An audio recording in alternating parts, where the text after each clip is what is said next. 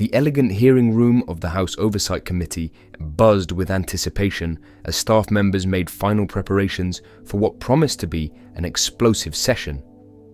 Sunlight streamed through the tall windows, illuminating the polished wooden dais where committee members would soon take their seats.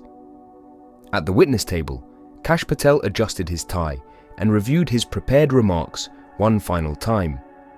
At 43, Patel had become one of the most recognizable figures in conservative circles, the former Chief of Staff to the Acting Secretary of Defense, Senior Counterterrorism Director at the National Security Council, and Principal Deputy to the Acting Director of National Intelligence during the previous administration. Since leaving government, he had built a media presence as a frequent commentator on conservative outlets, known for his combative style and unwavering defense of his former boss's policies. Today's hearing, titled National Security Decision-Making and Congressional Oversight, had been called ostensibly to examine procedures for ensuring proper oversight of sensitive operations. But everyone in the room understood the subtext.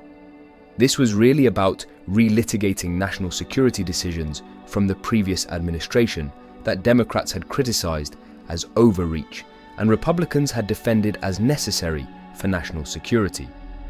As committee members began filing in, Patel's gaze fixed momentarily on Congresswoman Jasmine Crockett, the 43-year-old Democrat from Texas who had recently joined the committee. A former civil rights attorney before her election to Congress, Crockett had quickly developed a reputation for precise questioning and command of legal details that had caught several witnesses off guard in previous hearings. Her background investigating cases of government misconduct gave her a unique perspective on oversight issues that differed markedly from Patel's national security focus. The chairman gavelled the session to order, and after opening statements, members began their questioning rounds. Several Republicans used their time to invite Patel to expand on the challenges of conducting sensitive operations under what he characterized as excessive congressional interference, while Democrats focused on what they described as inadequate notification to Congress of significant national security decisions during his tenure. By the time the chairman announced, "The gentlewoman from Texas is recognized for 5 minutes," the partisan lines had been clearly drawn.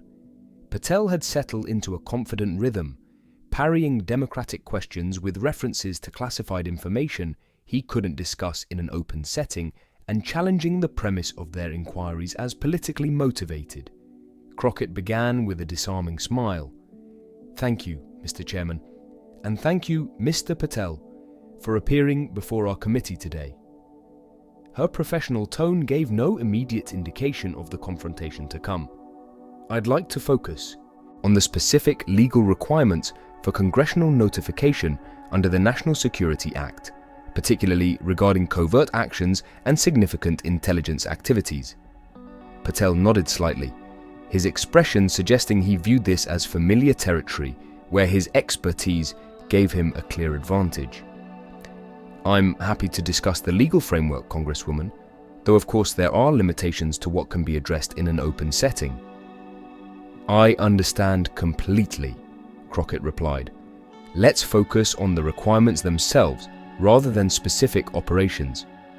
Section 503 of the National Security Act requires that the intelligence committees be kept fully and currently informed of all covert actions. Is that your understanding as well?" "Generally speaking, yes," Patel responded, his tone taking on a slightly condescending edge.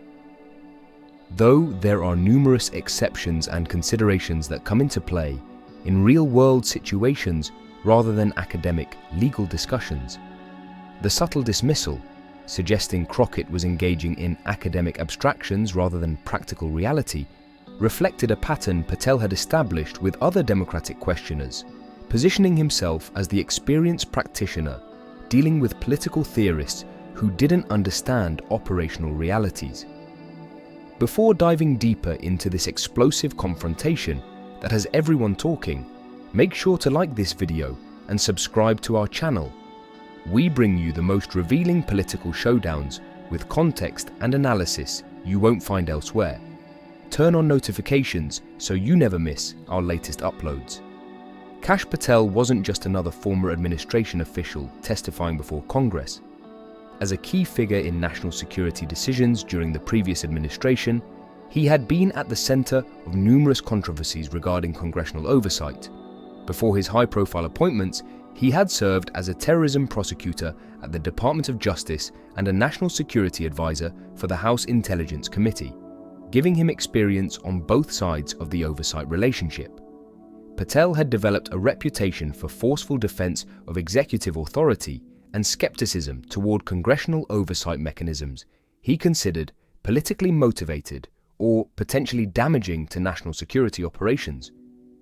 Since leaving government, he had become a prominent voice in conservative media, frequently alleging that career officials and Democratic politicians had undermined national security through leaks and excessive oversight demands. His testimony style reflected this perspective, confident, sometimes dismissive of questions he considered naive or politically motivated, and skilled at using references to classified information to deflect inquiries while implying his questioners lacked the background to understand the complexities involved. This approach had proven particularly effective with questioners who lacked detailed knowledge of intelligence operations or the specific legal frameworks governing them. Congresswoman Jasmine Crockett brought a different type of expertise to oversight issues. Before entering politics, she had built her legal career partly on cases involving government accountability, often representing clients challenging official misconduct or overreach. This background had given her both substantive knowledge of oversight mechanisms and practical experience with how government agencies sometimes evaded accountability through procedural maneuvers or claims of operational necessity. Since joining the Oversight Committee, Crockett had distinguished herself through methodical questioning that often caught witnesses off guard by revealing deeper knowledge of operational details than they had anticipated.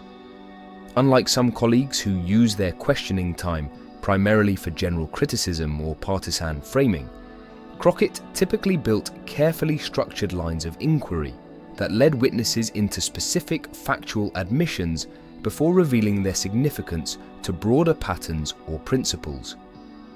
The clash between Patel and Crockett thus represented more than routine partisan sparring. It was a confrontation between fundamentally different perspectives on government power and accountability, executive authority versus congressional oversight, operational flexibility versus legal constraints, practical necessity versus principled limitations. These philosophical differences underlay the specific factual disagreements that would soon emerge in their exchange. "I appreciate that there are practical complications in real-world situations," Crockett continued, her tone remaining professional despite Patel's condescension. "That's precisely why I want to clarify the baseline legal requirements before discussing exceptions." She turned to a specific document. "I have here a memorandum issued by the Office of Legal Counsel during your time in office, dated March 12, 2019, regarding notification requirements. Are you familiar with this document?" The specific reference caught Patel slightly off guard. It was clear from his momentary hesitation that he hadn't expected Crockett to cite a specific internal legal opinion rather than general statutory provisions. "I was aware of numerous OLC opinions during my tenure," he responded carefully. "Without seeing the specific document you're referencing, I can't comment on its particular contents." "I understand." Crockett nodded, sliding a copy of the document across to him. "This opinion specifically addresses the question of whether certain intelligence activities required notification to the full intelligence committees or could be reported only to the Gang of Eight leadership." As Patel glanced at the document, Crockett continued, "The opinion concludes, and I quote, activities that don't meet the statutory definition of covert action, but nevertheless have significant policy implications should be reported to the full intelligence committees, absent extraordinary circumstances. Would you agree That was the operative legal guidance during your tenure? The question was precisely framed to establish a specific legal standard rather than allowing Patel to speak in generalities about operational necessities. His expression tightened slightly as he recognized the tactical shift from broad principles to specific legal requirements. Yes, that language appears in the opinion, he acknowledged, but practical implementation requires balancing multiple considerations, including operational security and the unfortunate reality of politically motivated leaks from committee members or staff. It was a partial pivot back to his preferred framing of practical necessities over legal technicalities, but Crockett had already established the specific legal standard that would form the foundation for her subsequent questions. "I appreciate the practical concerns," she replied, maintaining her professional tone. "Now, I'd like to discuss a specific case study that I believe illustrates some of the oversight challenges we're examining today." She turned to another document. "In July 2020, during your tenure as Senior Counterterrorism Director at the NSC, a significant intelligence operation was conducted regarding suspected terrorist financing networks. According to the publicly available information, this operation had substantial diplomatic implications for our relationships with 3 allied nations." Crockett looked directly at Patel. Records indicate that this operation was not reported to the full intelligence committees until 74 days after its execution, despite not meeting the statutory definition of a covert action that would justify limited notification. Can you explain the legal basis for this delayed notification, given the OLC guidance we just discussed? The specific example, cited with precise dates and contextual details, demonstrated a level of preparation that Patel had clearly not anticipated. His expression shifted as he recognized that Crockett wasn't engaging in the general criticism he had been prepared to dismiss, but raising a specific instance that potentially contradicted the legal standards he had just acknowledged. "Congresswoman," he began, his tone becoming noticeably more defensive, "without discussing operational details that may remain classified, I would note that determinations about notification timing involve complex assessments of multiple factors, including ongoing operational elements and potential diplomatic sensitivities." It was a sophisticated non-answer, acknowledging the question without addressing the specific legal contradiction Crockett had identified. But rather than allowing him to remain in generalities, she pressed further. "I understand the complexities, Mr. Patel, but I'm specifically asking about the legal basis for the delayed notification. The operation didn't meet the statutory definition of covert action that would justify Gang of 8 limitation, and the OLC opinion you just acknowledged clearly states that activities with significant policy implications should be reported to the full committees absent extraordinary circumstances. What were the extraordinary circumstances that justified departing from this legal guidance?" The follow-up question returned directly to the legal contradiction rather than allowing Patel to shift to generalities about operational complexities. His expression tightened further as he recognized the bind, either acknowledge there was no valid legal basis for the delayed notification or claim extraordinary circumstances that might be difficult to substantiate. "Congresswoman," Patel responded, his tone now taking on an edge of condescension and dismissal, "with all due respect, these matters involve nuanced judgments by experienced national security professionals, weighing factors that those without appropriate clearances or operational background can't fully appreciate. Congressional oversight is important, but Monday morning quarterbacking by politicians with limited national security experience risks undermining the very operations that keep Americans safe."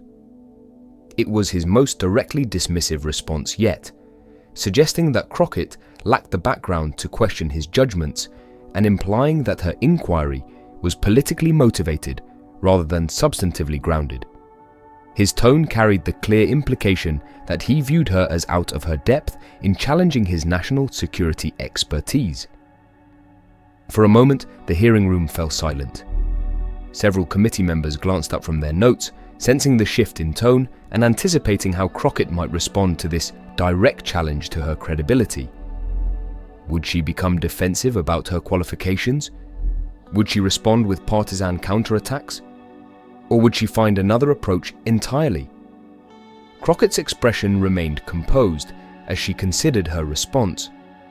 When she spoke, her voice was calm but carried a new clarity and directness that commanded attention. "Mr. Patel," she began, "I appreciate your concern about appropriate expertise. So, let me clarify my background. Before joining Congress, I spent 7 years litigating cases involving classified information and national security claims, including 3 cases before the FISA court. I've held TSSCI clearance since 2014 and served on the Homeland Security Advisory Council's legal working group on intelligence oversight." The response wasn't delivered defensively, but as a matter-of-fact correction to his dismissive characterization. Several committee members, including some Republicans, looked up with renewed interest as Crockett established credentials Patel had clearly not been aware of.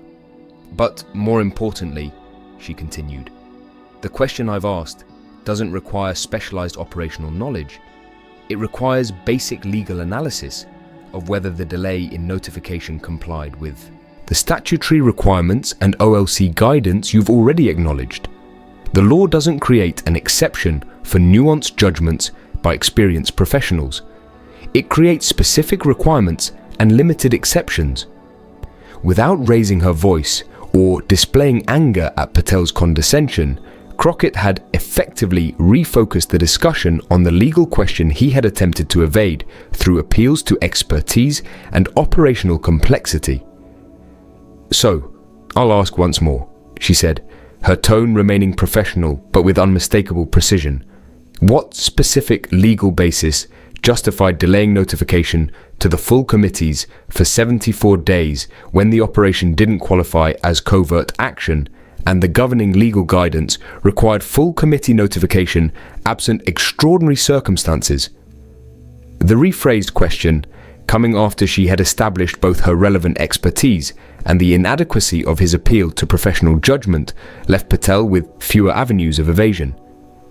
His expression shifted as he recognized that his attempt to dismiss Crockett as unqualified had backfired, potentially making his continued evasion appear more deliberate than principled. The specific circumstances involved ongoing operational elements that would have been compromised by wider notification, he finally offered. The determination was made that these circumstances qualified as extraordinary under the OLC guidance. It was a partial retreat to a more substantive response, though still without specific details that would allow evaluation of whether the circumstances genuinely qualified as extraordinary under the legal standard. "Thank you for that clarification," Crockett replied. "Now, I'd like to address a related question. Documents provided to this committee indicate that during this same period, you stated in an email to the National Security Advisor that, and I quote, congressional notification requirements create unacceptable operational constraints and should be satisfied through minimal technical compliance rather than substantive engagement." She looked directly at Patel. Given this stated approach to congressional oversight, why should this committee have confidence that determinations about extraordinary circumstances were made in good faith, compliance with legal requirements, rather than as part of a strategy of minimal technical compliance? The question was devastating in its precision, using Patel's own words to challenge not just the specific notification decision, but his overall approach to oversight obligations. His earlier dismissal of Crockett as lacking relevant background had left him particularly vulnerable to this evidence that his own attitude toward oversight had been one of resistance rather than compliance. For perhaps the first time in the hearing, Kash Patel appeared genuinely caught off guard. His usual confident demeanor faltered as he recognized the trap he had walked into by underestimating Crockett's preparation and responding with condescension rather than substance. That email was written in a specific context regarding a particular operational challenge, he managed after a noticeable pause. It doesn't reflect my overall approach to oversight obligations." "I appreciate that clarification," Crockett responded, her tone revealing nothing of the advantage she had gained. "However, I've reviewed your communications during this period, and this wasn't an isolated statement. On at least 7 occasions between March and November 2020, you expressed similar sentiments about congressional notification requirements being obstacles to effective operations rather than essential accountability mechanisms." She turned to another document. "In fact, in a briefing to intelligence community leadership dated September 3, 2020, you specifically advised adopting what you called a strategic approach to congressional engagement that included, and I quote, judicious interpretation of notification timelines and careful scoping of information provided to minimize operational detail while satisfying technical requirements. The additional evidence, again cited with specific dates and direct quotes, further undermined Patel's claim that his email had been an isolated statement rather than reflecting his general approach. Several committee members were now openly watching the exchange with increased interest, recognizing that Crockett had come with far more detailed preparation than Patel had anticipated. "Congresswoman, my time in government was focused on ensuring effective national security operations while respecting legal requirements," Patel responded, his tone becoming increasingly defensive. "Cherry-picking phrases from internal deliberations doesn't accurately reflect the careful balance we maintain between operational necessities and oversight obligations." "I understand your position," Crockett replied. "However, I'm having difficulty reconciling your stated commitment to legal requirements with these contemporaneous statements advocating minimal compliance and judicious interpretation of timelines. This pattern raises serious questions about whether oversight limitations were based on genuine national security necessities or predetermined resistance to congressional oversight." She turned to her final document. "This concern is particularly relevant given that, in the specific case we've been discussing, an internal DOJ review later concluded that the delayed notification had no operational justification and, quote, appeared motivated primarily by desire to avoid congressional scrutiny of policy implications rather than protection of sources and methods." The revelation of an internal review contradicting Patel's justification completed the methodical dismantling of his position.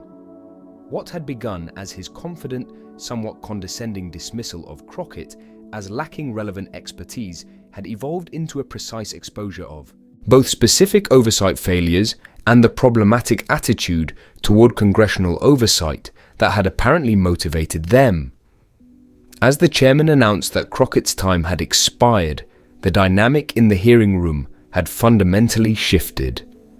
What many had expected to be a routine partisan exchange had instead become a masterclass in precise, evidence-based oversight that had left a witness known for his confident handling of congressional testimony visibly unsettled. For the remainder of the hearing, Patel's responses to other members lacked the confident, sometimes dismissive tone he had displayed earlier. Several Republican members who had planned to invite him to expand on his criticisms of congressional oversight instead shifted to more specific policy questions, clearly recognizing that the ground had shifted following Crockett's methodical dismantling of his credibility on oversight issues. By the time the chairman gavelled the session to a close 3 hours later, the exchange between Patel and Crockett had clearly become the defining moment of the hearing. Video clips of her systematic exposure of his contradictions, particularly the moment when she responded to his condescension by calmly establishing her national security credentials before returning to her unanswered legal question, spread rapidly across social media platforms, accumulating millions of views within hours. Political analysts from across the spectrum noted the effectiveness of Crockett's approach. What made Congresswoman Crockett's questioning so powerful wasn't just the specific contradictions she exposed, though those were significant, observed a veteran congressional reporter. It was her ability to respond to condescension not with defensiveness or counterattacks, but with precise evidence that transformed the entire dynamic of the exchange. She didn't just win the argument, she changed its fundamental terms. Conservative commentators were more measured in their assessment, but acknowledged the tactical error in Patel's approach. Underestimating an opponent's preparation and responding with dismissal rather than substance is always risky in congressional hearings, noted a former Republican committee counsel. Congresswoman Crockett clearly came with detailed evidence that contradicted both the specific justification offered and the broader attitude toward oversight that appeared to motivate it. For Patel, the exchange represented a rare public misstep. Known for his media discipline and command of national security details, he had instead been maneuvered into a position where his contradictions were exposed for a national audience. In a telling sign of the exchange's impact, he declined multiple requests for interviews in the days following the hearing, a marked departure from his usual eagerness to expand on his testimony in media appearances. For Crockett, the confrontation elevated her national profile significantly.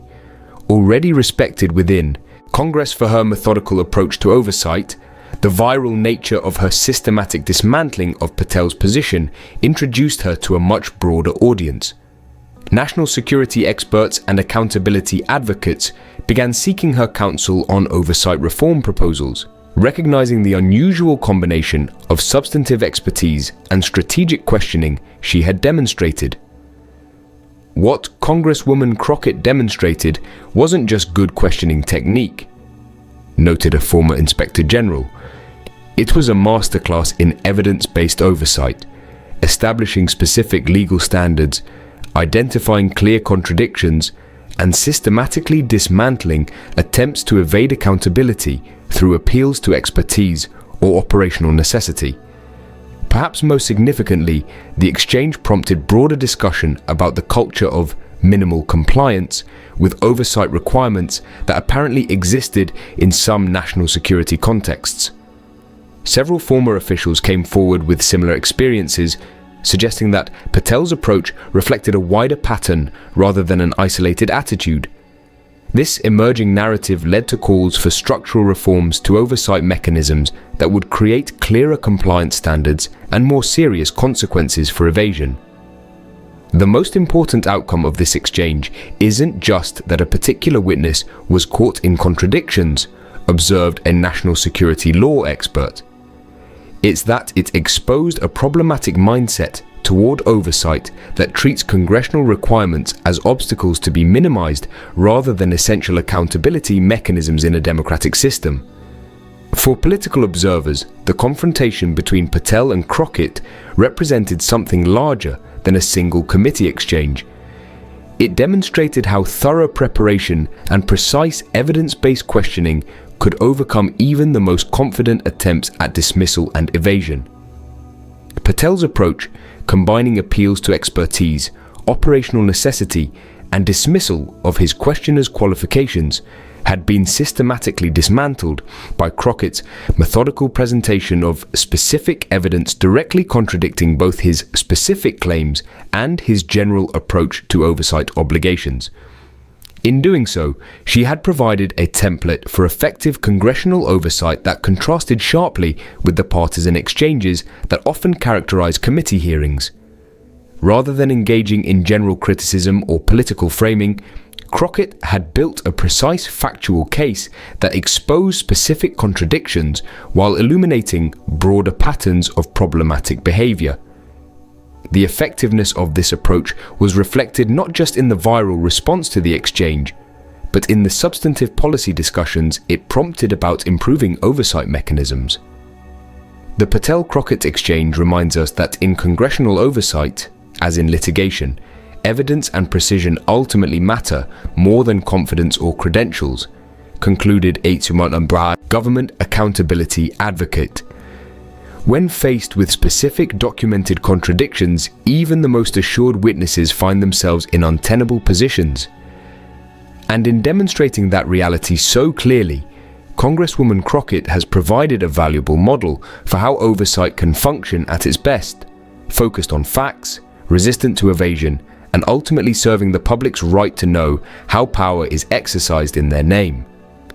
If you found this breakdown of how Congresswoman Crockett transformed Kash Patel's mockery into a masterclass on congressional oversight valuable, make sure to like and subscribe to our channel. We bring you the most revealing political confrontations with context and analysis you won't find elsewhere. Hit that notification bell to stay updated on our latest videos showing how preparation and evidence can overcome condescension and evasion in political discourse.